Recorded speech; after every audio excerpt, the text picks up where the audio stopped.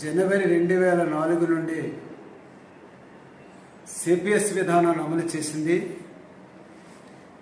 రాష్ట్ర ప్రభుత్వం 1/9/2004 నుంచి రాష్ట్రంలో ఉన్నటువంటి వాళ్ళందరికీ నాడు వైఎస్ రాజశేఖర రెడ్డి కొత్త పెన్షన్ విధానాన్ని అమల్లోకి తీసుకొచ్చాడు. ఈ కాలమంతా సిపిఎస్ రద్దు పోరాటాలు అటు దేశంలో రాష్ట్రాలలో మన రాష్ట్రాలలో అనేక వేదికలుగా అనేక సంఘాలుగా అనేక నిరసన పోరాటాలు చేయటం జరిగింది.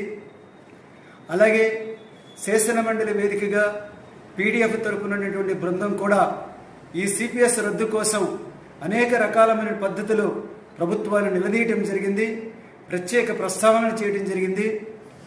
మరి కేంద్ర ప్రభుత్వమేమో మరి యూపీఎస్ని అమలు చేస్తే నాడు జగన్మోహన్ రెడ్డి ప్రభుత్వమేమో మళ్ళా సిపిఎస్ స్థానంలో జీపీఎస్ తీసుకొచ్చినటువంటి పరిస్థితి ఉంది.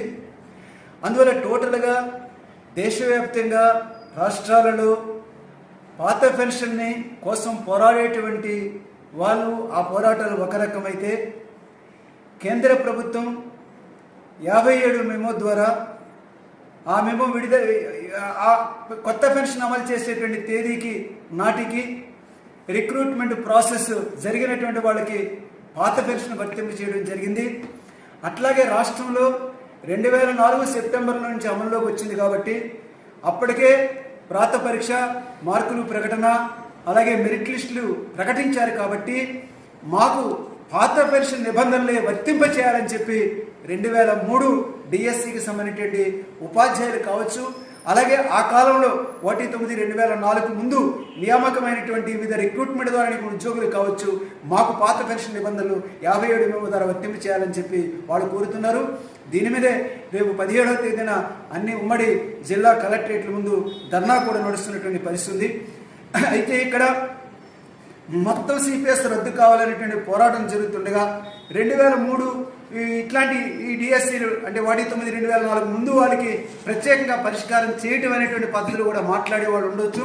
అందువల్ల ఎవరి అస్తిత్వం నుంచి వాళ్ళ యొక్క ఆలోచనలు వాళ్ళ పోరాటాలు ఉంటాయనేటువంటి విషయాన్ని అర్థం చేసుకోవాలి.